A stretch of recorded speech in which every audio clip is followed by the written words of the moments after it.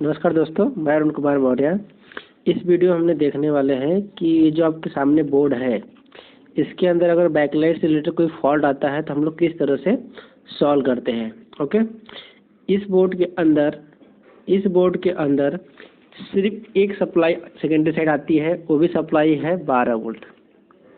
ध्यान रखिए, कितनी सप्लाई है? 12 वोल्ट। ये जो बोर्ड है वो वीडियोकॉन, सनसुई और फिलिप्स तीनों के अंदर लग के आता है।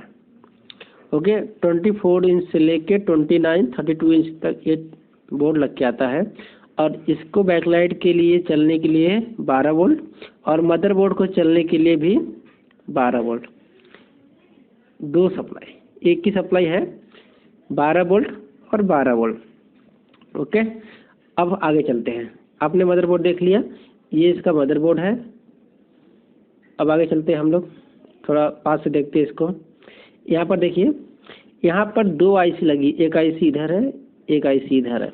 अगर एक स्ट्रिप रहेगा तो एक आईसी को निकाल देगा, अगर दो स्ट्रिप है तो दोनों आईसी लगे रहेगा। ये आईसी का काम क्या है? जो आपकी एलईडी अंदर लगी है, एज एलईडी, उसके वोल्टेज को सेंस करके ये इस आईसी को सिग्नल देता है। कौन से? यहाँ एक आईसी लगी है, उसको सिग्नल देने का काम करता है बस, जिसको हम बोलते हैं फीडबैक। क्या बोलते हैं? फीडबैक देने का काम करता है। अगर ये एक स्ट्रिप लगा रहेगा तो एक आईसी रहेगा, अगर एक स्ट्रिप लगा रहेगा तो एक आईसी रहेगा, अगर दो स्ट्रिप लगा रहेगा तो दो आईसी रहेगा।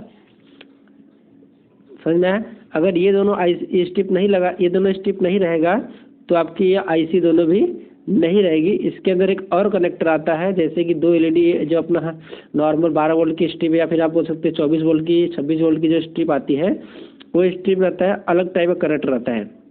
कनेक्टर जैसे आप सीएसएबल बल्ब का कनेक्टर देखते हो, उस टाइप का भी कनेक्टर इसमें यूज होता है। अगर इसमें दिखेगा तो मैं आपको दिखा सकता हूँ, यहाँ पर दिख नहीं रहा है, वो कनेक्टर यहाँ पर लगता है, नीचे साइड में, डाउन साइड में लगता है। ओके, तो यहाँ पर दिख नहीं रहा है वो कनेक्टर। ओके, अभी इसका नंबर आप देख सकते हैं AP3608EM। ओके, और लास्ट में जो है G1 लिखा हुआ है। ठीक है, क्या लिखा है? G1 लिखा हुआ है। तो ये दोनों आईसी क्या काम करती है? इसके वोल्टेज को, आउटपुट वोल्टेज को सेंस करके, प्लस जो उधर से फीडबैक आ रहा है उसको उसका सेंसिंग लेके, और यहाँ पर ऊपर एक आईसी लगी है उसको देता है। अब इसका डेटा शीट देखते हैं हम लोग। ये देखिए, यही आईसी था AP3608 और AP3608। ये दो आईसी लगी है, जैसे कि यहाँ पर आपने देखा कि ये दो आईसी लगी है। और इसका बस काम क्या है आप देख लीजिए कि जो स्विचिंग कर रहा है ये वाली आईसी कर रही है। ठीक है, ये वाली जो AP3039 है ये स्विचिंग कर रहा है, और जो एलईडी स्ट्रिप है वो कनेक्ट है किससे? इस आईसी से और इस आईसी से। ओके, मैं यहाँ पर मोबाइल को एयरप्लेन मोड पर डालता हूँ ताकि कोई डिस्टर्बेंस ना हो। तो यहाँ पर ये आईसी से एक स्ट्रिप कनेक्टर है जो कि बहुत सारी लाइनें हैं, और यहाँ पर भी अलग स्ट्रिप जो है ये दूसरी आईसी से कनेक्टेड है। अब देखिए, ये दोनों कम्युनिकेट कर रहे हैं, इसका फीडबैक इस आईसी को जा रहा है, और SDBN ये एक सिग्नल है जो कि शट डाउन करने के लिए, मतलब कि आउटपुट को ये आईसी निकालना बंद कर सकता, उसकी एक सिग्नल है। ओके, और यहाँ पर इसको इनेबल PWM सिग्नल, देखो इसको जा रहा है। ये क्या करता है कि PWM सिग्नल इसलिए इसको जा रहा है क्योंकि ये जितना ज़्यादा ग्राउंड करेगा उतने ही ज़्यादा इसमें से जो लाइट की इंटेंसिटी है उतना ज़्यादा बढ़ेगी। ठीक है, क्योंकि यहाँ पर मेन फंडा है वो ग्राउंडिंग का है, क्योंकि ये आईसी क्या करती है? इसको ग्राउंड प्रोवाइड करती है, क्योंकि बिना ग्राउंड के एलईडी जलेगा नहीं, और वो ग्राउंड करता है। उसके बाद में इसका PWM जो होता है वो क्या करता है कि इसको बोलते हैं पल्स विथ मॉड्यूलेशन। तो इसको ये एक सिग्नल देता है, और उसी हिसाब से इसके वोल्टेज को, जो यहाँ के आपको जो कैथोड के वोल्टेजेस है, उसको ये चेंजेस करके इसकी इंटेंसिटी को बढ़ाता है। और इनेबल पिन इसलिए है, देखिए इनेबल दोनों को कॉमन इनेबल है, और ये दोनों इनेबल इसको जा रहे हैं कि ये आईसी तब काम करना स्टार्ट करती है। साथ ही ये इनेबल इस आईसी को भी जाता है ऑन ऑफ, ताकि ये स्विचिंग करना स्टार्ट करें। तो इसके अंदर स्टार्टिंग में सप्लाई जो आती है, पहली बात तो यहाँ पर देखिए वी इन दिया है। वी इन देने के बाद में यहाँ पर एक वोल्टेज डिवाइडर का सर्किट बनाया है। ये जैसे ही आपका वी इन आएगा यहाँ पर आपको 5 वोल्ट 4 वोल्ट के आसपास वोल्टेज आएगा। ओके, उसके बाद में करंट सेंस ये जैसे सेंसिंग करेगा कितना अमाउंट ऑफ करंट पास हो रहा है उसकी सेंसिंग करता है। ये रजिस्टर बहुत ही इंपॉर्टेंट है, ये रजिस्टर आपका बहुत ही इंपॉर्टेंट है। अगर ये रजिस्टर ओपन हो जाएगा तो आपका कोई भी एलईडी जलेगा नहीं। अभी मैं इसी फॉल्ट के अंदर फंसा हूँ तो अभी आपको बताऊँगा। अब यहाँ पर ये क्या है, over voltage protection OVP over voltage का है। ये एक तरह का यहाँ पर वोल्टेज डिवाइडर सर्किट बनाया है। जितना आउटपुट निकालेगा उसका हाफ वोल्टेज यहाँ पर आएगा। ये डिसाइड करेगा, ये रेजिस्टेंस डिसाइड करता है कितना वोल्टेज यहाँ पर आना चाहिए। प्लस शट डाउन, मतलब ये इसके साथ में पहले ये इसके साथ में कम्युनिकेट करेगा। अगर इसमें से कोई एलईडी स्ट्रिप खराब होगा तो इसके तुरंत ही बता देगा भाई इस स्ट्रिप का एक एलईडी लाइन खराब हो गई है या एक सीरीज लाइन खराब हो गई है, तो इसको सिग्नल दे देगा। ये क्या करेगा, इसको सिग्नल देगा, इसके बाद में सिग्नल इसको आएगा। तो ये क्या करेगा, शट डाउन करेगा। मतलब शट डाउन मतलब ये आउटपुट निकालना, जो पल्स विथ मॉड्यूलेशन होता है उसकी फ्रिक्वेंसी को निकालना बंद कर देगा और फीडबैक से इसकी सेंसिंग लेते रहता है। ठीक है, प्लस वीसीसी लिखा हुआ है। वीसीसी पॉइंट पे भी आपको वोल्टेज देखने को मिलेगा। अब वीसीसी पॉइंट पे आपको 12 वोल्ट देखने को मिलता है। कितना वोल्ट, 12 वोल्ट वीसीसी पे मिलेगा, 12 वोल्ट वी इन पे मिलेगा। ध्यान रखिए, इनेबल पे आपको 3.5 के आसपास 3.3 के आसपास वोल्टेज आएगा। ओके, तो इस तरह से ये चलता है। अब मैं किस फॉल्ट के अंदर फंसा था वो देखते हैं। जैसे देखिए यहाँ पर एपी कौन सा लगा है, कौन आईसी नंबर क्या था यहाँ पर देखिए। अब AP 3039, तो AP 3039 ये वाली आईसी है। ठीक है, ये वाली आईसी कौन सी है, AP 3039। ये मेन फंक्शन काम करता है। अब इसका रसीद देख लीजिए आप एक तरह से।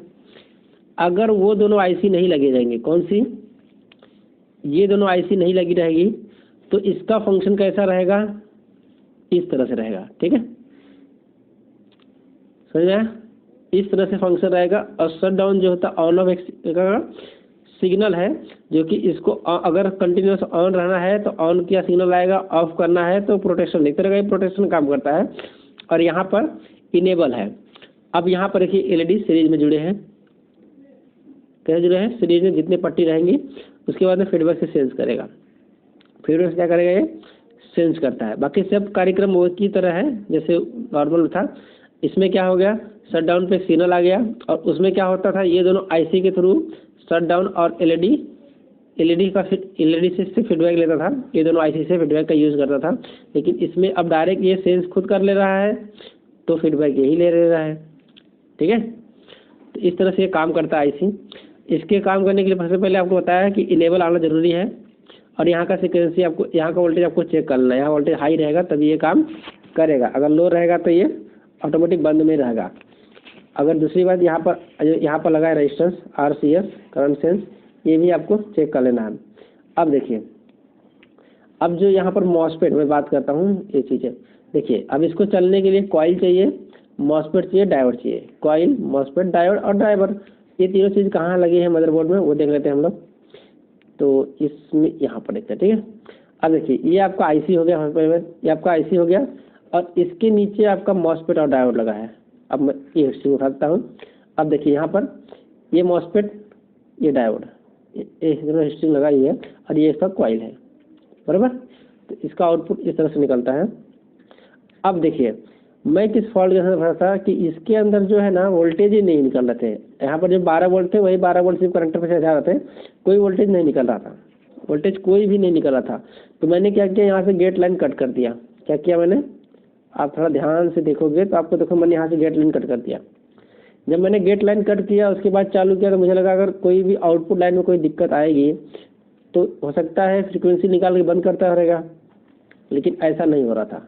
ठीक है, ऐसा नहीं हो रहा था और मुझे गेट लाइन कट करनी पड़ी। देखिए यहाँ पर गेट लाइन मुझे कट करनी पड़ी और उसके बाद में मुझे फॉल्ट क्या मिला मैं आपको दिखाता हूँ। फॉल्ट मुझे ये मिला है कि एक रेजिस्टेंस जो है ओपन हो गया था, एक रेजिस्टेंस जो है ओपन हो गया था। रेजिस्टेंस किधर है मैं आपको एक बार दिखाता हूँ। इसमें देखिए जो यहाँ पर ये रजिस्टर है जो करंट सेंस वाला काम कर रहा है यहाँ पर, ये 260 किलो ओम्स है। कितना है? 260 किलो ओम्स था। ओके, ये हाई वैल्यू का रजिस्टर था, ये ओपन हो गया था, ये मेगा ओम्स में पहुँच गया था। इसीलिए क्या करता था, वो वोल्टेज निकालता था और तुरंत ही जब करंट सेंस नहीं कर पाता तुरंत क्या करता था, बंद करता था। ठीक है, इसका सिमेटिक में देखते हैं हम लोग। देखिए यहाँ पर, क्योंकि मैं आपको बताया हूँ करंट सेंस, ये देखिए CS, ये रजिस्टेंस जो है ओपन हो गया था। ये 260 किलो ओम्स था लेकिन ये ओपन हो गया था, इसीलिए ऐसा दिक्कत आ रहा था। बाकी रजिस्टेंस का आपको बताता हूँ कि ये रजिस्टेंस जो है वो शायद 10K का था, ये आपका 20K का था। ये सब रजिस्टर मैंने चेक किया, सब सही दिखा रहा था, बस प्रॉब्लम वहीं पे था। उसके बाद जब ये बन गया तो मुझे इस तरह से मुझे फ्रीक्वेंसी मिल गई। उससे पहले फ्रीक्वेंसी नहीं आ रही थी। ये का हाई पल्स है। ठीक है, अब यहाँ पर हम थोड़ा बारीकी से देख लेते हैं। ये देखिए इस तरह से पल्स आते हैं, इसको बोलते हैं हम PWM, पल्स विद मॉड्यूलेशन। ये क्या है? एक स्क्वायर वेव बोलते हैं, स्क्वायर वेव की फ्रीक्वेंसी है। ये पल्स अगर आपको देखने को मिल गया तो आप, मैंने क्या किया, ये ट्रैक को ज्वाइन कर दिया आपस में। जब ये ट्रैक को मैंने ज्वाइन कर दिया तो मेरे जो फॉल्ट है वो क्लियर हो गया और मेरी बैकलाइट जो है आ गई। लेकिन बाद में बस मालूम ये पड़ा कि मेरा पैनल यहाँ से हल्का सा क्रैक है। ओके, तो इस तरह से मैंने प्रॉब्लम को सॉल्व किया हूँ। अगर आपको वीडियो पसंद आया हो तो लाइक कीजिए, चैनल को सब्सक्राइब कीजिए। Thank you for watching my video, और अपने दोस्त के साथ शेयर कीजिए। और हाँ, अगर आपको हमारा ऑनलाइन ट्रेनिंग ज्वाइन करना है तो ज्वाइन कर लीजिए, जिसके अंदर बेसिक CRT LCD तीनों के वीडियो है, आपको वीडियो दिया जाता है। अगर तीनों कोर्स आप ज्वाइन करते हो तो आपको 60 वीडियो मिलेगा देखने के लिए, जो कि आपको यूट्यूब पे देखने को नहीं मिलेगा। अगर आप बेसिक ज्वाइन करोगे या फिर CRT ज्वाइन करोगे तो आपको 18-19 वीडियो मिलेंगे, और LCD ज्वाइन करोगे तो आपको 26 वीडियो मिलेंगे। ओके, जो कि टेलीग्राम पे मिलते हैं, आपको लाइफ टाइम सपोर्ट हो जाता है। कोई भी दिक्कत आती है हम लोग आपको गाइड करते हैं। ओके, अगर आपको फॉल्ट पूछना है तो डायरेक्ट कॉल नहीं करना है, कॉल में फोर्स से कॉल करना है। प्ले स्टोर में आपको ये एप्लीकेशन मिल जाएगा, अपना नाम एड्रेस डाल के इंस्टॉल कर लेना है। उसके बाद मेरी ID को सर्च मारना है, अरुण कुमार मौर्य @CM4, और कॉल करना है आपको। ठीक है, तभी आपको फॉल्ट बताया जाएगा, अदरवाइज फॉल्ट नहीं बताया जाएगा।